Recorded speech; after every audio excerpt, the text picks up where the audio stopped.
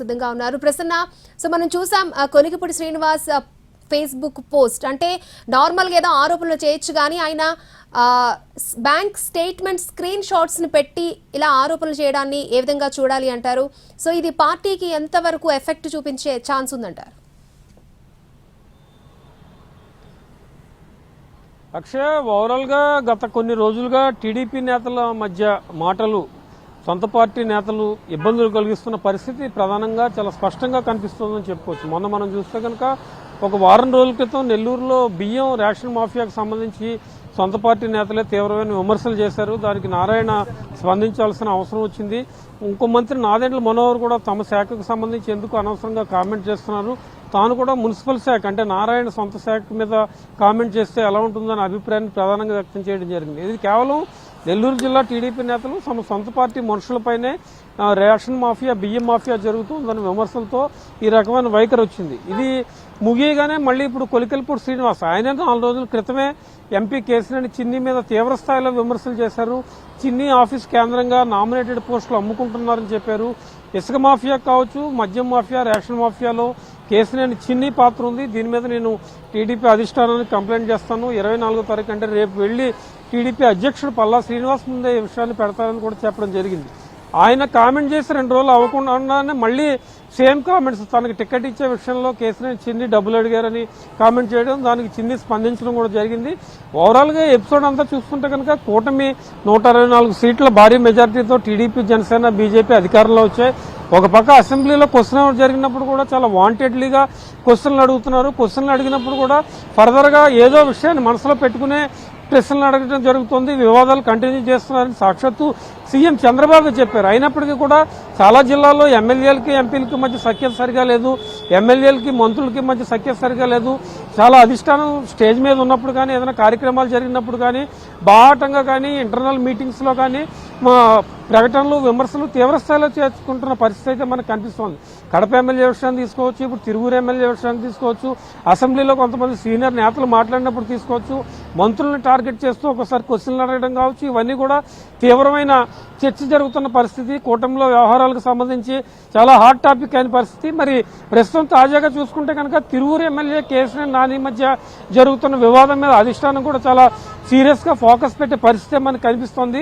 రేపు ఆయన సాక్షాత్తు టీడీపీ కార్యాలయానికి వెళ్లి టీడీపీ అధిష్టానం ముందే హాజరై తన మనసులోని మాట చెప్తానని చెప్పారు. కాబట్టి మరి ఎంపీ విషయంలో ఎలా చెప్తారు, ఎంపీ విషయాన్ని కూడా టీడీపీ అధిష్టానం ఏ రకంగా తీసుకుంటుంది, వాళ్ళిద్దరి మధ్య ఉన్న గ్యాప్ కంటిన్యూ అవుతుందా లేకపోతే ఇదే పరిస్థితి రాబోయే ఎలక్షన్ వరకు కొనసాగుతుందా అనేది కూడా మనం చూడాల్సింది. ఎంపీ ఎమ్మెల్యేల మధ్య చాలా ప్రాంతాల్లో ఉన్న గ్యాప్ ఇక్కడ కూడా కంటిన్యూ అవుతున్న పరిస్థితి. కూటమిలో ఒక పక్క జనసేన, టీడీపీ సభ్యులు అప్పుడప్పుడు క్షేత్రస్థాయిలో వివాదాలు సృష్టించుకోవటం, హోమ్ డిపార్ట్మెంట్ కి సంబంధించి పవన్ కళ్యాణ్ క్వశ్చన్లు అడగటం, మళ్ళీ దానికి నిన్నే చూస్తే డీఎస్పీ వ్యవహారానికి సంబంధించి deputy speaker Raghurama Krishna DSP clean chit ఇవ్వటం, మళ్ళీ ఆయన ఇవాళ దాని మీద వివరణ ఇవ్వటం, ఇవన్నీ కూడా జరుగుతున్న పరిస్థితి. అంటే ఓవరాల్ గా అసలు కూటమిలో నేతల మధ్య ఏం జరుగుతోంది, కూటమిలో ఈ రకమైన మాటల యుద్ధం కానీ, ఈ రకమైన విమర్శలు తీవ్ర స్థాయిలో ఎందుకు బాహాటంగా వ్యక్తమవుతున్నాయి, ఒక మంత్రి మరో మంత్రి మీద కామెంట్ చేసుకోవడం కావచ్చు, ఒక మంత్రి శాఖలో మరొకరు జోక్యం చేసుకోవడం కావచ్చు, ఇవన్నీ ఇంటర్నల్ గా జరగాల్సిన విషయాలన్నీ కూడా బాహాటంగా బయటకు వచ్చి ఎందుకు ఒకరిపై ఒకరు తీవ్ర విమర్శలు చేసుకుంటున్నారు, ఎంపీలు ఎమ్మెల్యేలు బయటకు వచ్చి టీడీపీ లాంటి క్రమశిక్షణ ఉన్న పార్టీలు ఇలాంటివన్నీ జరుగుతున్నాయి అనే చర్చ బాగా జరుగుతోంది. మరి సీఎం దుబాయ్ పర్యటన తర్వాత టీడీపీ జాతీయ అధ్యక్షుడు కూడా చంద్రబాబు నాయుడే కాబట్టి ఆయన ఈ సమస్యలకు అన్నింటినీ ఎలాంటి ఫుల్ స్టాప్ పెడతారు. ఆయన చాలా సందర్భాల్లో చెప్పారు, ఏదైనా ఉంటే ఇంటర్నల్ గా మాట్లాడుకోవాలి, నేతలు బయటకు వచ్చి మాట్లాడటం వల్ల అనవసరమైన విభేదాలు సృష్టించి ప్రతిపక్షాలకు అవకాశం ఇచ్చినట్టు అవుతుంది. కాబట్టి ఇంటర్నల్ గా మాట్లాడుకోవాలి, ఒకవేళ ఏమైనా స్టేట్మెంట్స్ ఇవ్వాల్సి ఉన్నా కూడా జిల్లా ప్రెసిడెంట్ల ఆధ్వర్యంలో ఇవ్వడం జరుగుతుందని చెప్పారు. అయినప్పటికీ కూడా బయటకు వచ్చి బాగా ఎక్కువగా మాట్లాడుతున్న పరిస్థితి కనిపిస్తుంది. కాబట్టి వీటన్నిటికీ కూడా తప్పనిసరిగా ఫుల్ స్టాప్ పెట్టే ఆలోచనలోనే టీడీపీ అధిష్టానం ఉంది. మరి ఎన్ని రోజుల్లో దీన్ని ఫుల్ స్టాప్ పెడుతుంది, నేతలకు ఏ రకమైన సంకేతాలు ఇస్తారు, వీటన్నిటిని దృష్టిలో పెట్టుకుని ఏ రకమైన చర్యలు తీసుకుంటారు అనేది కూడా ప్రస్తుతం చర్చనీయంగా మారిన పరిస్థితి అయితే మనకి కనిపిస్తోంది.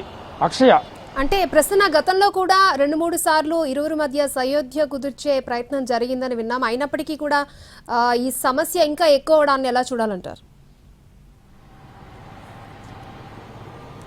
అంటే జనరల్ గా ఎవరైనా ఎమ్మెల్యేలు కానీ ఎంపీలు కానీ పార్టీ క్రమశిక్షణ కట్టుదా, ఇదే తిరువురు ఎమ్మెల్యే 2-3 సందర్భాల్లో టీడీపీ అధిష్టానం ముందు హాజరయ్యారు.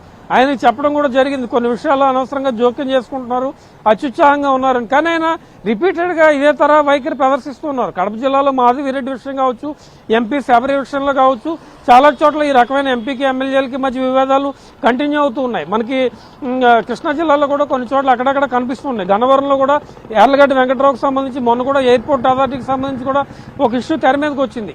ఏంటంటే 164 సీట్లు ఉన్నాయని అత్యుత్సాహం కావచ్చు, అధికారంలో ఉన్న అత్యుత్సాహం కావచ్చు, ప్రతిపక్షానికి 11 సీట్లే ఉన్నాయి, మనల్ని అడిగేది ఎవరైనా ఒక హెచ్చరికతనం కావచ్చు, ఇవన్నీ కూడా ఓవరాల్ గా ప్రభావం చూపి పరిస్థితుల్లోనే ఈ రకమైన కామెంట్స్ చేస్తూ వస్తున్నారు. చంద్రబాబు పదే పదే రిపీటెడ్ గా చెప్తున్నా కూడా పెద్దగా ఎవరు పట్టించుకోకుండా బాహాటంగానే బహిరంగంగా వ్యాఖ్యలు చేస్తున్న పరిస్థితి కనిపిస్తుంది. కాబట్టి దీనికి ఏదో దశలో ఫుల్ స్టాప్ పెట్టాల్సిన పరిస్థితి ఉంది.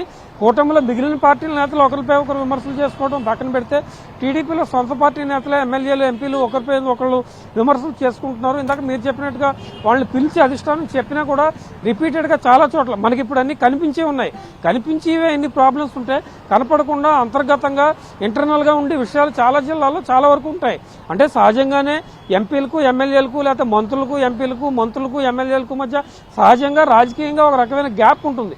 అయితే వాళ్ళు అక్కడక్కడ కార్యక్రమాల విషయంలో కానీ ప్రోగ్రామ్స్ చేయడంలో విషయంలో కానీ చక్కదిద్దుకుంటూ ఉంటారు. కానీ ప్రస్తుతం విచిత్రమైన ప్రాక్టీస్ ఏంటంటే 2024లో కూటమి వచ్చి 6 నెలలు కూడా పూర్తవక ముందే ఒకరి మీద ఒకరు విమర్శలు చేసుకోవటం, బాహాటంగా బయటకు వచ్చి మాట్లాడటం, అసెంబ్లీలో క్వశ్చన్ అవర్లో అసలు మనం చాలా ఎప్పుడు చూడని విధంగా ఎమ్మెల్యేలు క్వశ్చన్కి సాటిస్ఫై అవ్వకుండా 1-2 సార్లు రెట్టించి అడగడం, చంద్రబాబే చెప్పాల్సి వచ్చింది. మంత్రులు టార్గెట్ చేసుకుంటున్నాం, ఏదో విషయాన్ని మనసులో పెట్టుకుంటున్నాం, ఇలా క్వశ్చన్లు అడిగితే కనుక తప్పుడు సంకేతాలు వెళ్లే అవకాశం ఉందని ఆయన చెప్పినా కూడా రిపీటెడ్ గా ఇదే కంటిన్యూ అవుతుంది. కాబట్టి మరి భవిష్యత్తులో దీని పర్యవసానాలు ఏ రకంగా ఉంటాయి?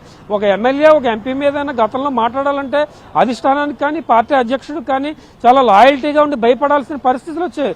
కానీ ఇప్పుడు అవి ఏమీ లేకుండా చాలా ఓపెన్ గా టికెట్ కోసం డబ్బులు అడిగారని కావచ్చు, నామినేటెడ్ పోస్టులు అమ్ముకుంటున్నారని కావచ్చు, మమ్మల్ని పట్టించుకోవట్లేదు కావచ్చు, సరైన ప్రోటోకాల్ లేదని కావచ్చు, రకరకాల విమర్శలు చేస్తూ ఉన్నారు. కాబట్టి ఈ విషయాన్ని తప్పనిసరిగా టీడీపీ అధిష్టానం సీరియస్ గా తీసుకుంటుంది.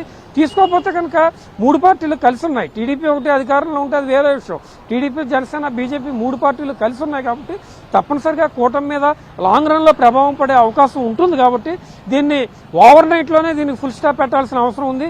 రేపు తిరువూరు ఎమ్మెల్యే వెళ్లి టీడీపీ అధిష్టానానికి ఏం వివరణ ఇస్తారు? ఆయన అధిష్టానానికి వివరణ ఇచ్చిన తర్వాత ఫర్దర్ గా ఇలాంటి కామెంట్స్ బయటకు రాకుండా ఉండాలంటే ఎలాంటి చర్యలు తీసుకోవాలి ఏంటి అనేది ఇప్పటికే కూడా కూటమిలో నేతల వైఖరికి సంబంధించి ప్రజల్లో చాలా వరకు డిస్కషన్ జరుగుతోంది. ఎందుకు ఇలా బాహాటంగా మాట్లాడుకుంటున్నారు అని. ఇదే కనుక ముదిరితే మరింత ఇబ్బందులు పడే అవకాశం ఉంది. కాబట్టి తప్పనిసరిగా సెటరేట్ చేయడానికి టీడీపీ అధిష్టానం ప్రయత్నించే అవకాశం అయితే మనకి కనిపిస్తూ ఉంది. అక్షయ. ఓకే ప్రసన్న.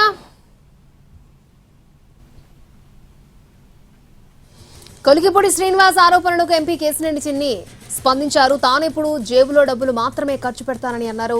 కేవలం 5-10 లక్షల గురించి తనపై తప్పుడు ఆరోపణలు చేస్తున్నారని అన్నారు.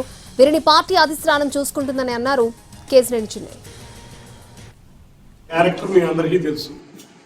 నేను పొద్దున్నే దేవినేని అవినాష్ దగ్గర, మధ్యాహ్నం పేరు నాని దగ్గర, సాయంత్రం కేశినేని నాని దగ్గర, రాత్రికి స్వామిదాస్ దాకా ఉండే క్యారెక్టర్ కాదు. నేను విజయవాడ ఉత్సవం చేశాను అంటే నేను ఎంత భారీ నష్టంతో విజయవాడ ఉత్సవం చేశానో మీ అందరికీ తెలుసు. నా జేబులో డబ్బులు పోతాయని దానికే ఉంటాను. కానీ నేను 4 సంవత్సరాల నుంచి తిరుపూరులో సేవా కార్యక్రమాలు చేసుకుంటా నేను ఎన్నో కోట్లు ఖర్చు పెట్టిన వ్యక్తిని నేను. ఆఫ్టర్ ఆల్ ఒక 5 లక్షలు 10 లక్షలకి ఎవరో ఆరోపణలు చేస్తే ప్రజలు నమ్మే పరిస్థితిలో లేరు. పార్టీ నాయకత్వం దృష్టికి వెళ్ళింది, పార్టీ నాయకత్వం చూసుకుంటుంది. నా క్యారెక్టర్ మీ అందరికీ తెలుసు. నేను పొద్దున్నే దేవినేని అవినాష్ దగ్గర, మధ్యాహ్నం పేరు నాని దగ్గర, సాయంత్రం కేశినేని నాని దగ్గర, రాత్రికి స్వామిదాస్ దాకా ఉండే క్యారెక్టర్ కాదు. నేను విజయవాడ ఉత్సవం చేశాను అంటే నేను ఎంత భారీ నష్టంతో విజయవాడ ఉత్సవం చేశానో మీ అందరికీ తెలుసు.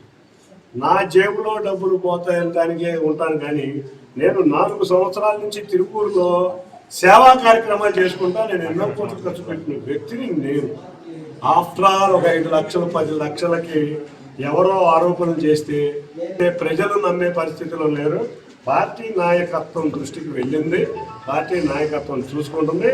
నా క్యారెక్టర్ ఎంపీ కేశినేని చిన్నిపై ఎమ్మెల్యే కొలికిపూడి శ్రీనివాస్ మరొకసారి సంచలన ఆరోపణలు చేశారు. 2024 ఎన్నికల్లో తిరువూరు టీడీపీ టికెట్ కోసం 5 కోట్లు కేశినేని చిన్ని అడిగారని ఆరోపించారు. తన అకౌంట్ నుంచి 3 దఫాలుగా 60 లక్షలు ట్రాన్స్ఫర్ చేసినట్టు ఫేస్బుక్ లో పోస్ట్ పెట్టారు కొలికిపూడి. ఎంపీ చిన్ని పిఏ మోహన్ పోరంకొచ్చి తీసుకెళ్లిన 50 లక్షల గురించి, తన మిత్రుడిచ్చిన 3.5 కోట్ల గురించి రేపు మాట్లాడుకుందామంటూ పోస్టులో పేర్కొన్నారు. నిజమే గెలవాలి అంటూ కొలికిపూడి ఫేస్బుక్ లో పోస్ట్ చేశారు.